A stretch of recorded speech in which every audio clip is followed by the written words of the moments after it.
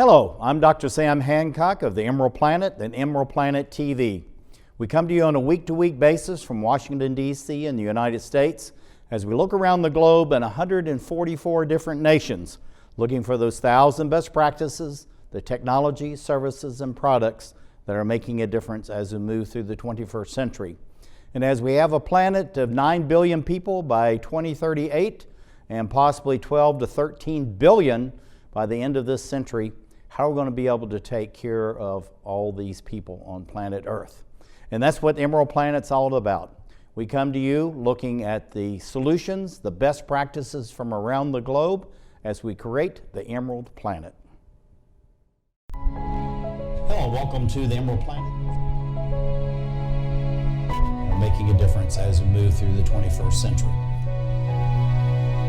And seeing the long-term impacts of climate change.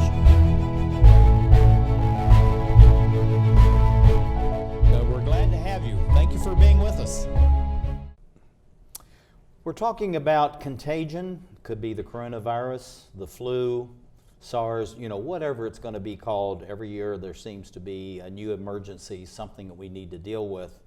But the whole thing is they're coming in more intensity, faster pace, and the mutation is really very scary because germs are very smart.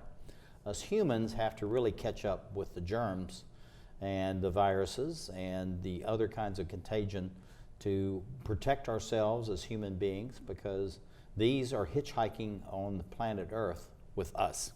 And I have a gentleman who's been working on this for a long time, actually. This is Charles. He goes by Chuck Botwick, president of CHB Infrastructure, Technology, and Marketing Group, and also IPAK-Individual Personal Aid Kit, and we're going to talk more about that, Chuck. But looking at IPAK, what is an IPAK? We see the emblem here as far as the logo is concerned. Why is IPAK as a concept so important in today's world of almost now 8 billion people? All right, first, thank you, Sam, for having me. IPAK very simply stands for Individual Personal Aid Kit, and inherent in that name is personal.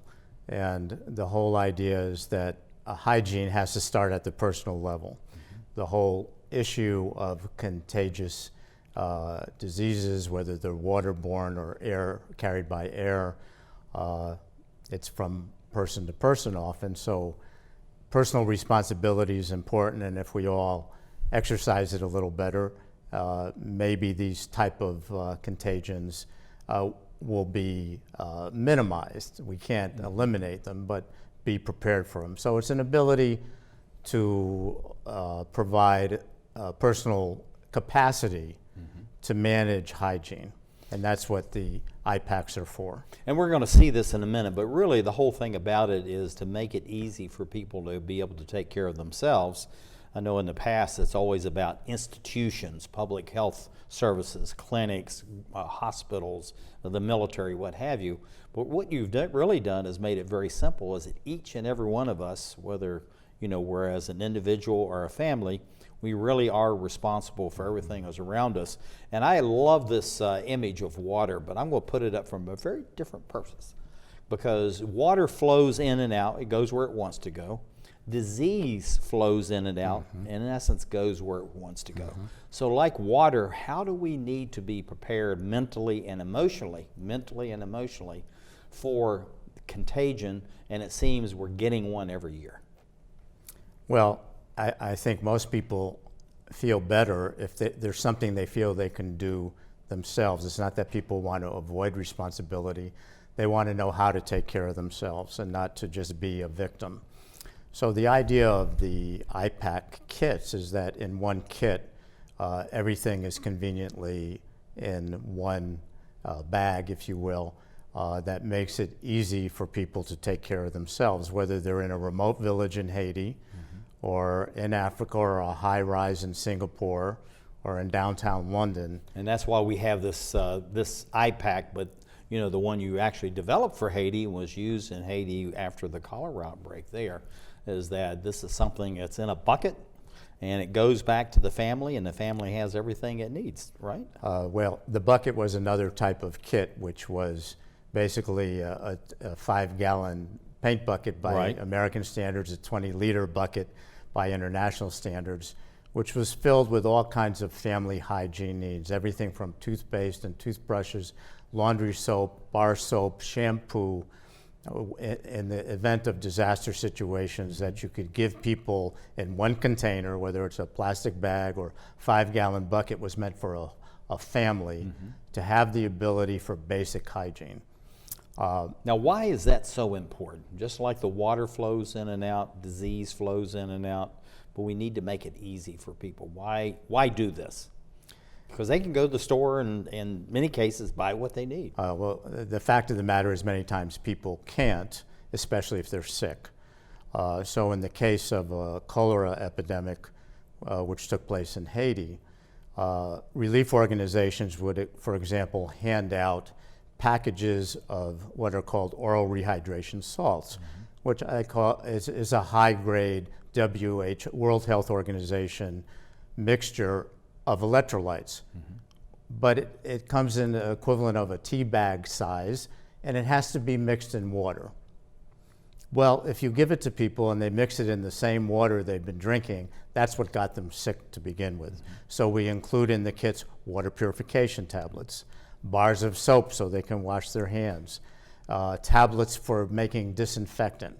Very simple, but it's all in one bag so it can be distributed to people in need, or in another situation, somebody can just grab and go with it, and everything is in one kit. And we think this is very simple, but if you look around the United States with the various hurricanes we had, the flash fires that we've had across California, looking at the flooding in the Mississippi Valley, all the retail, in many cases, just wiped out. Right. Everything is So flowing downstream. Right. They don't really have it. Right. People can't necessarily go to the store in the same way, and then maybe Or there's no store. right, or they're reaching for one thing on the shelf and it's gone. They're trying to get another thing that they need, and this puts everything in a kit, which can be distributed by relief organizations, or people in advance can throw one in their car or have one in the house, or kid goes to camp, could put it in their trunk. This is the kind of preparation we need to have that helps to mitigate the public health aspects, the hygiene impacts of disasters, disease, and so on. Yeah. Now we were looking at the 5-gallon or 20-liter bucket, because we have an international audience. Right. But looking at the little bags as far as everything that people need, we talked about the rehydration, talked about the tablets, just like Clorox or some other kind of product that's going to sterilize and all that. And then these are individual packs, but yet these actually can take care of a family, correct? That's correct. And the idea is again, individual, personal responsibility, capability. People all over the world, when there are challenges in public health situations, want to be able to do something on their own to take care of themselves and their families. That's universal. Right, yeah. Now looking at, we're going to go through these. There are a number of different packs that you've been developing over the last 4 or 5 years. So let's just go through some of these, how they address the issues, the similarities, but also the differences, because each of these are actually tailored to a particular contagion that's out there, whether it's flu, the coronavirus, it's cholera, whatever it may Dysentery, be. Exactly, yeah. So let's go through some of these, and how are they the same, how are they different, and why this mix or match opportunity. And by the way, why is having it in a bag so important? Okay. Well, there are similarities yet differences with the kits. For example, the cholera kit is focused on the ability for rehydration. That's the most important thing. What kills people in cholera very quickly is dehydration. So the oral rehydration salts and the ability to have purified water is essential and actually saves lives. So that's what the heart of the kit, and the ability to disinfect surfaces. Now, the ability to disinfect surfaces is ubiquitous throughout different types of kits. We have a special spill kit, because when you have issues that are not so pretty with blood and human fluids and everything else, you've got to get that stuff cleaned up or you're going to spread disease very quickly. So the spill kit has absorbents for spills, disinfectants, and so on. Now, before the coronavirus situation emerged, we had developed a flu and germ prevention kit. And some of the key items include disposable thermometers. Why? So if you're feeling ill, you can actually take your temperature and go, oh, I'm developing a fever. I might be getting the flu. I might be sick. And you can begin to take steps to either isolate yourself, get treatment, take some ibuprofen or whatever it might be. Take a nice walk in the sunshine and drink lots of fluids. Right, and so again, the rehydration is also present. The ability to rehydrate is in most of the kits. Hydration is a key to health in almost every situation.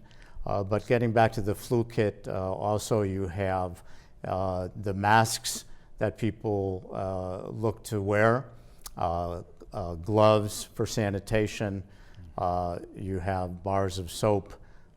Again, everything in one kit, so it's easy to get the capacity to manage the hygiene challenge for a specific situation. Yeah, and looking at the overlap, I think we're at that spill kit. You're talking about the body fluids and all that. This is something we don't really think about. We're human beings. Right. People we're don't mostly like water. to talk about it. Yeah, mostly water.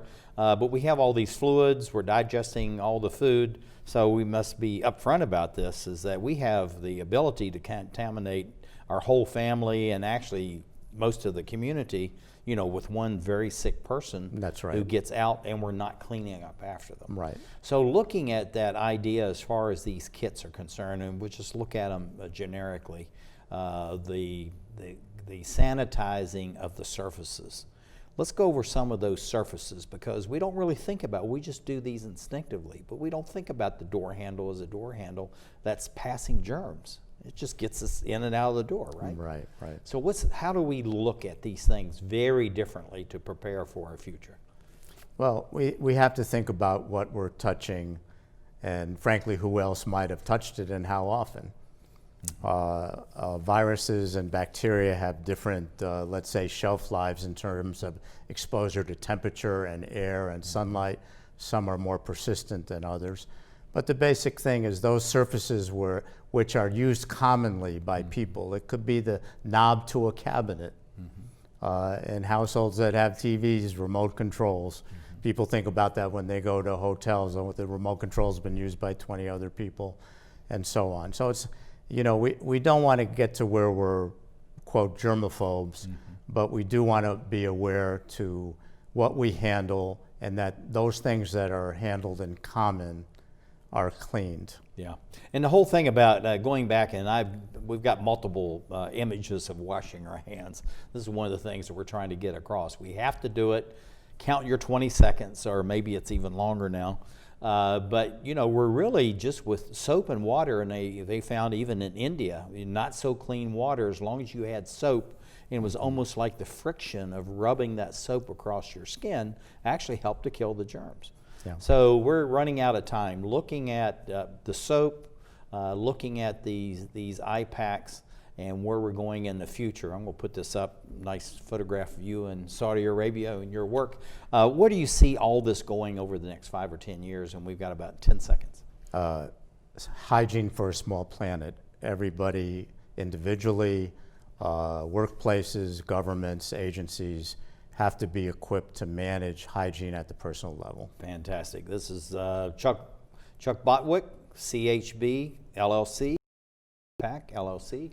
Thank you for being with us, talking about the hygiene for a small world as we create the Emerald Planet.